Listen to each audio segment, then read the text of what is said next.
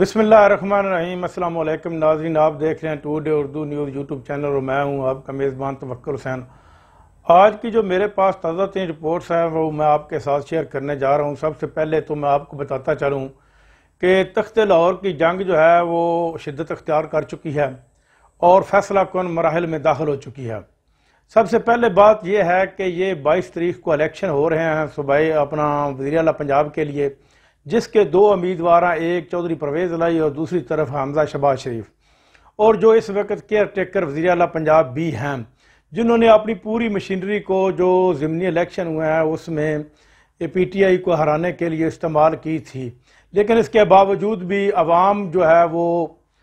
उन्होंने भरपूर तरीके इंसाफ का साथ दिया और तरीके इंसाफ की जो 17 सीटें हैं वो वापस दिलवाई उनको,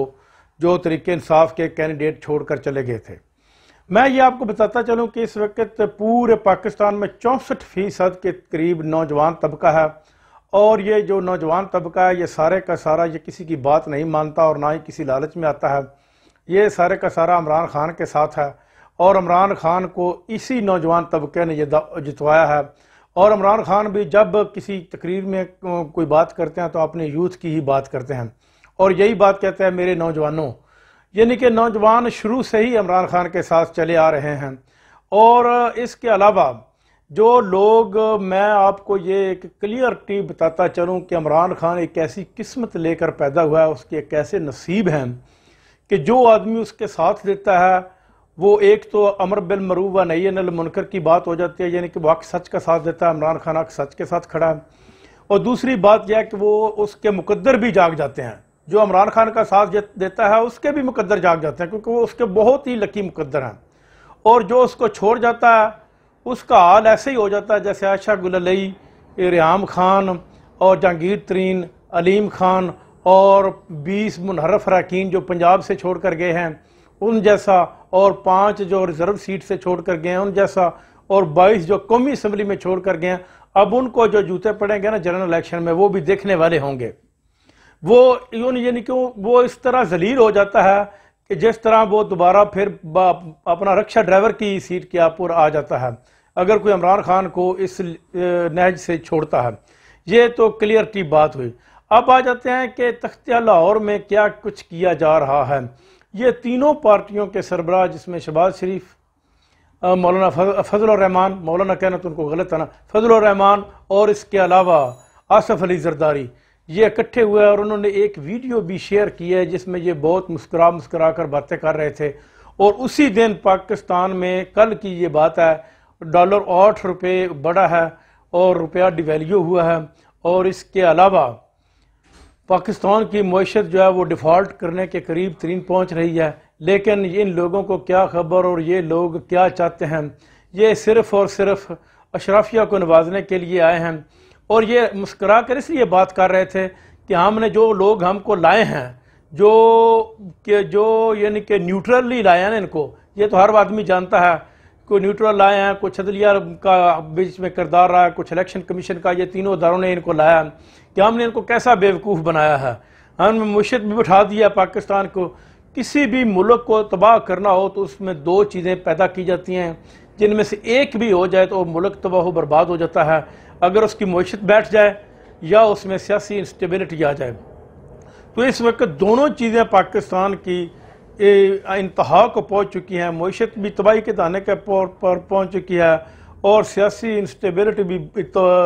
एंड तक पहुंच चुकी है। आप अंदाज़ा यूं कर लीजिए कि ये जो जरदारी साहब लाहौर में आकर बैठे हैं, ये अब फिर पैसों की सियासत कर रहे हैं और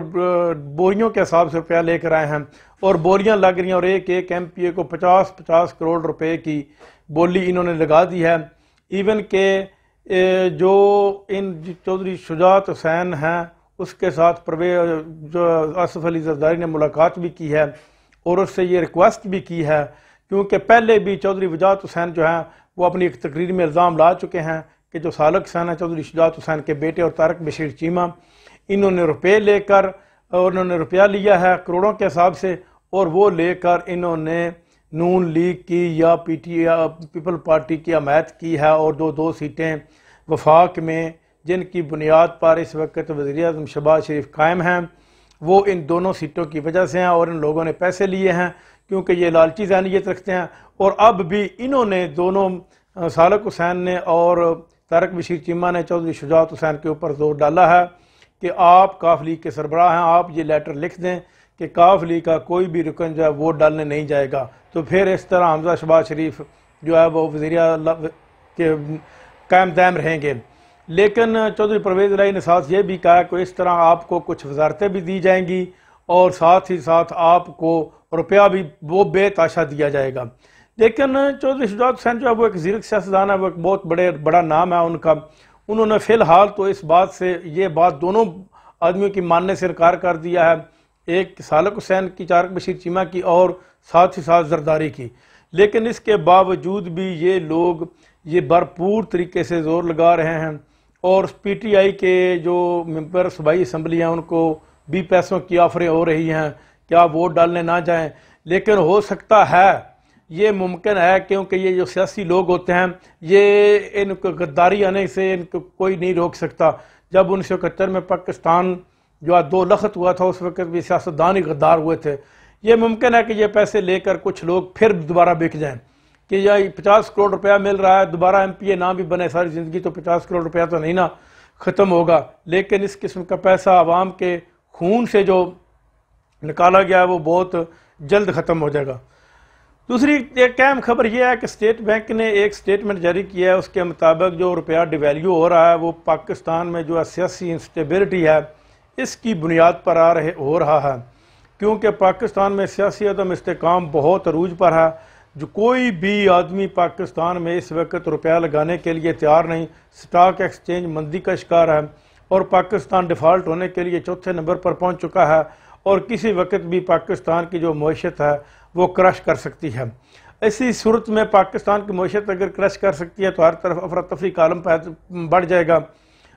سرکاری ملازمین کو تنخواہیں دینے کے لیے پیسے نہیں ہوں گے، تو عجیب سی صورتحال پیدا ہو جائے گی۔ لیکن اس کے باوجود جب پاکستان کی معیشت بری طرح ناکام ہو چکی ہے اور ڈالر 225 روپے کو ٹچ کر رہا ہے، انٹر مارکیٹ میں اس وقت ڈالر کا ریٹ جو ہے وہ 225 روپے کے لگ بھگ پہنچ چکا ہے،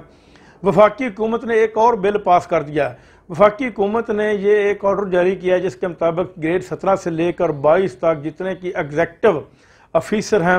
ان کی بیسک تنخواہ کو 1.5 گنا زیادہ بڑھا دیا ہے، یعنی کہ ان کی وفاداریاں خریدنے کے لیے یہ انہوں نے ایک اور پیترا بدلا ہے تاکہ ان کی وفاداریاں ہمیشہ ہمارے ساتھ رہیں اور وہ لوگ ہمارے ہی اعلی کار بنتے رہیں۔ اور یہ انہوں نے نہ کہ غریب آدمی کا کیا ہے، غریب آدمی اس وقت مہنگائی کی چکی میں پس رہا ہے، مہنگائی بے تاشا، بے روزگاری بے تاشا ہو گئی ہے، اور انڈسٹری بند ہونے کے قریب ہے، زراعت کو ناقابل تلافی نقصان پہنچ چکا ہے۔ زراعت اس قدر تباہ ہو چکی ہے کہ چھوٹا ذمہ دار جو ہے وہ اپنی زمین چھوڑ کر بھاگ رہا ہے کہ یہ میں کس طرح اس کی میں بجائی کروں، جبکہ ڈیزل اس قدر مہنگا اور پھر فصلوں کا ریٹ نہیں ہوگا، لیکن یہ پھر بھی کہہ کے لگا کر ہنس رہے ہیں۔ یہ ہم پہ ہنس نہیں رہے، یہ ان لوگوں پہ ہنس رہے ہیں جو ان کو لے کر آئے ہیں، جنہوں نے ان کو الفی کے ساتھ جوڑا ہے، جنہوں نے طریقے عدم اعتماد کامیاب کروائی ہے، یہ ان کو بے وقوف بنا رہے ہیں، اور وہ ان کا بھی کچھ نہیں جائے گا، وہ بھی سرکاری ملازم ہیں، وہ جب ریٹائر ہوں گے وہ اپنا بوریا بستر گول کریں گے، وہ کسی اور ملک میں جا کر بیٹھ جائیں گے، اپنے بچے تو ان کو پہلے ہی انگلینڈ، امریکہ، کینیڈا اور آسٹریلیا میں پڑھ رہے ہیں، وہ تو صرف یہاں پر سرکاری ملازمت ہی کر رہے ہیں جو گریڈ 17 سے اوپر ایگزیکٹو مشینری کے ساتھ ریلیٹڈ ہیں، اور جو ان لوگوں کو لے کر آئے ہیں۔ لیکن اگر اس وقت پنجاب میں وزیر اعلیٰ شپ کے لیے کوئی دھاندلی دھونس کا پھر کاروبار کیا گیا تو پاکستان کا نوجوان طبقہ انشاءاللہ اٹھے گا اور وہ بہا کر لے جائے گا ان کرپٹ لوگوں کو، اور ان کے گھروں کا ایسے ہی حال کرے گا جیسے سری لنکا میں عوام نے کیا ہے، صدارتی محلوں کا اور ان کے جاتی عمرہ کے محلوں کا، اور جو ان کے بیریا ٹاؤن میں بڑے بڑے زرداریوں کے محل ہیں ان کے اوپر ایسے ہی دعویٰ بولا جائے گا جس طرح سری لنکا میں بولا گیا۔ ناظرین اب تک کے لیے اتنا ہی، اپنا خیال رکھیے گا، اللہ نگہبان۔